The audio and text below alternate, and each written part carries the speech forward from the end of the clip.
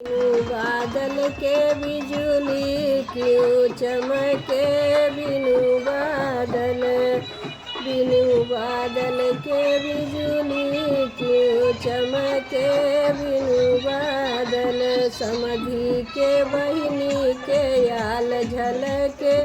दोनों गाल झलके, उनके चुलिया के भीतराया नार झलके, बिनु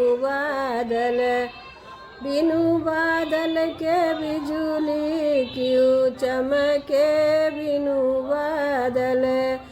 अगुआ के बहिनी के याल झलके, दोनों गाल झलके, उनके लहंगा के नीचे सितार झलके, बिनु बादल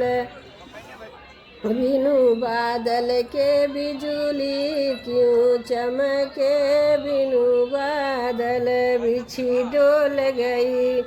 बिछी डोल गई बीच अंगनवा में, बिछी डोल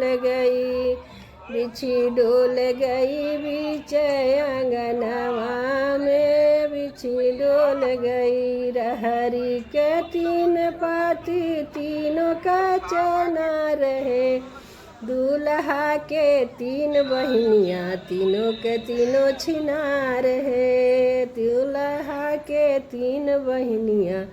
तीनों के तीनों छिनार है, 1 रुपया 2 रुपया जीन लिहा पंडित जी,